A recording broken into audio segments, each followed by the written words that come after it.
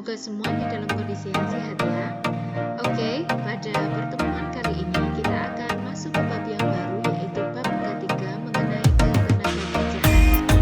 Kompetensi dasar dari bab ini adalah peserta didik dapat menganalisis permasalahan ketenagakerjaan dalam pembangunan ekonomi, jika nanti dapat menyajikan hasil analisis masalah ketenagakerjaan dalam pembangunan ekonomi dan cara mengatasinya.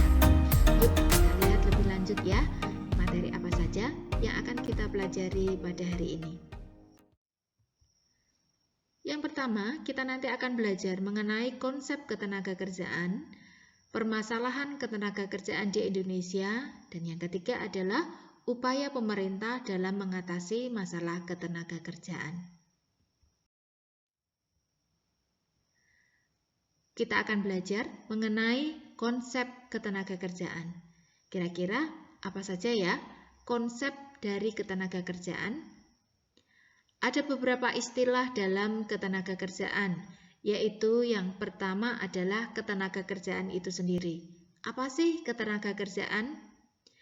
Menurut Undang-Undang Nomor 13 Tahun 2003, ketenagakerjaan merupakan segala hal yang berhubungan dengan masalah tenaga kerja pada waktu sebelum, selama, dan sesudah masa kerja. Selanjutnya, kita akan belajar mengenai apa itu tenaga kerja. Tenaga kerja merupakan setiap orang yang mampu melakukan pekerjaan guna menghasilkan barang atau jasa, baik untuk memenuhi kebutuhan sendiri maupun masyarakat. Nah, menurut BPS, tenaga kerja adalah penduduk yang berada pada usia kerja, yaitu berusia 15 sampai dengan 64 tahun.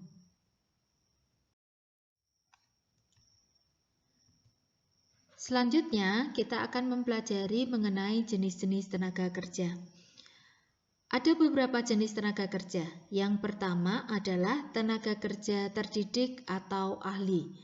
Tenaga kerja terdidik merupakan tenaga kerja yang memiliki keahlian yang diperoleh dari jenjang pendidikan formal yang ditempuhnya.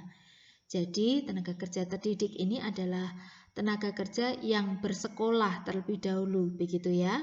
Contohnya siapa saja sih tenaga kerja terdidik itu?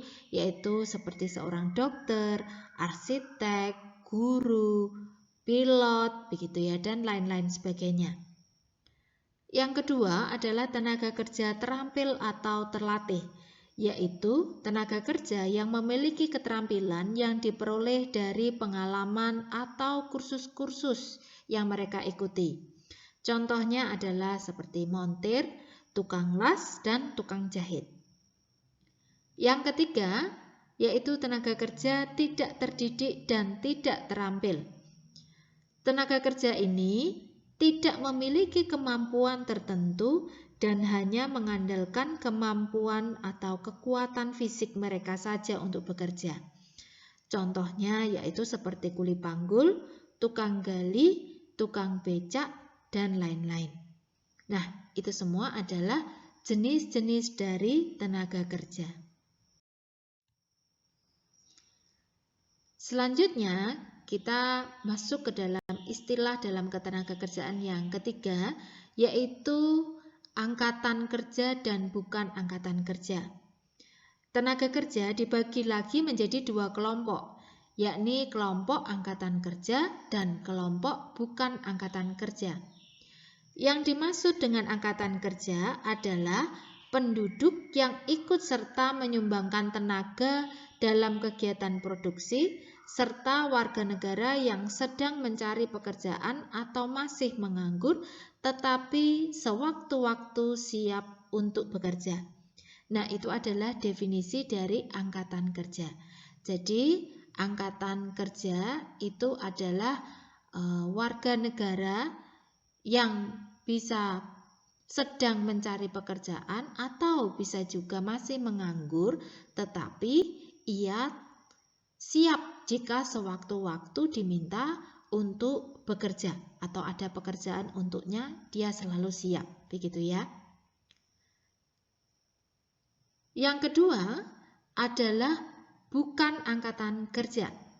Nah, yang tergolong pada kelompok bukan angkatan kerja itu adalah penduduk yang tidak aktif dalam kegiatan produksi, yaitu terdiri dari tenaga kerja yang tidak mau bekerja, mereka yang sedang bersekolah atau berkuliah, ibu rumah tangga, dan juga pensiunan.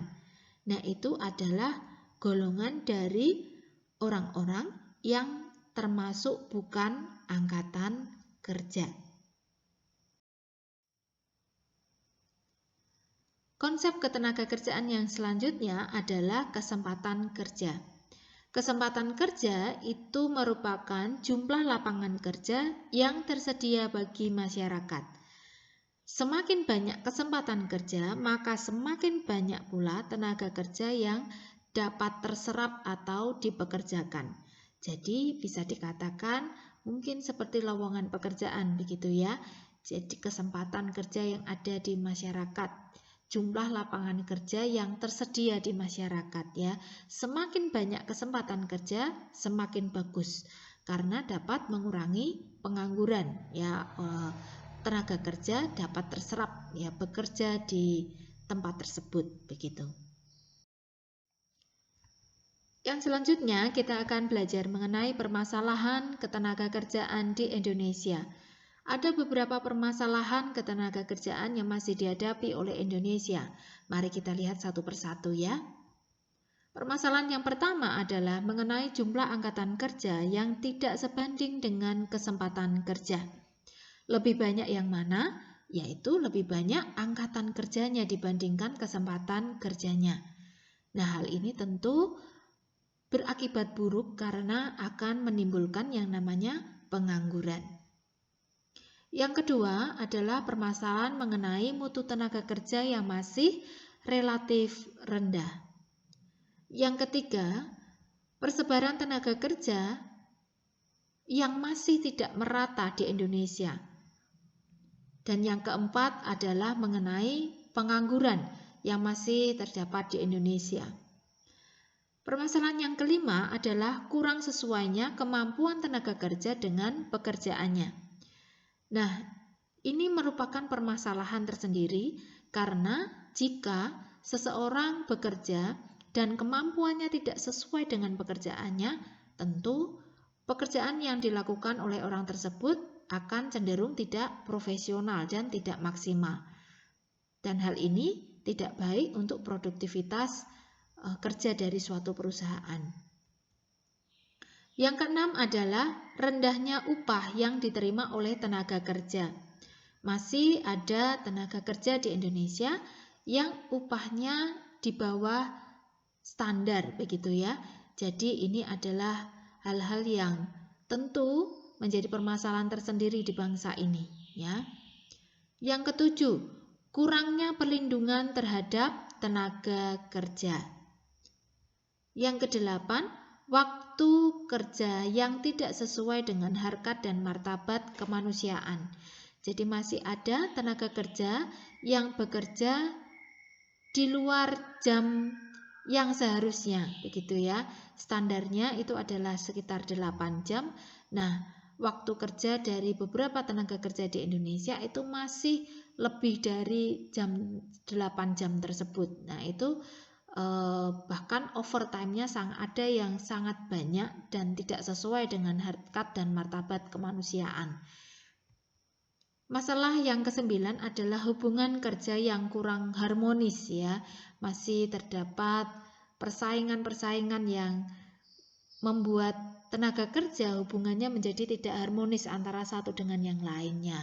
Akhirnya tidak ada kesatuan dan juga menimbulkan produktivitas yang rendah ya, karena adanya persaingan-persaingan tersebut, kurang bersatu dalam bekerja. Dan permasalahan yang selanjutnya adalah mengenai kesejahteraan dan kesehatan pekerja yang belum diperhatikan secara optimal. Nah, itu adalah 10 permasalahan yang terjadi di Indonesia terkait dengan ketenagakerjaan. Kita lanjut ke materi selanjutnya. Ada beberapa upaya dari pemerintah dalam mengatasi masalah ketenagakerjaan. Upaya yang pertama adalah pemerintah berusaha untuk memperluas kesempatan kerja di Indonesia, sehingga dengan demikian dapat banyak menyerap tenaga kerja yang ada di Indonesia ya. Yang kedua, yaitu mempermudah proses rekrutmen tenaga kerja, yang diharapkan tenaga kerja dapat mudah untuk memperoleh pekerjaan. Yang ketiga, yaitu membatasi penggunaan tenaga kerja asing di Indonesia. Dengan demikian, diharapkan banyak tenaga kerja di Indonesia yang bekerja, begitu, mengurangi pengangguran. Yang keempat adalah meningkatkan kualitas tenaga kerja, yaitu dengan mengadakan pelatihan dan sebagainya. Yang kelima, menetapkan kebijakan pengupahan untuk melindungi tenaga kerja supaya mereka dapat memperoleh upah dengan standar yang telah ditetapkan oleh pemerintah. Yang keenam, yaitu meningkatkan perlindungan terhadap tenaga kerja. Dan ketujuh adalah menetapkan waktu kerja. Kedelapan, upaya selanjutnya adalah pemerintah meningkatkan kesejahteraan serta kesehatan pekerja dan keluarganya. Nah, itu adalah materi kita pada hari ini. Terima kasih telah menyaksikan video ini dari awal hingga akhir. Semoga dapat dipahami dengan baik ya penjelasan dari Bu Ike. Oke, terima kasih. Sampai jumpa di pertemuan selanjutnya. Thank you and God bless you. Bye-bye.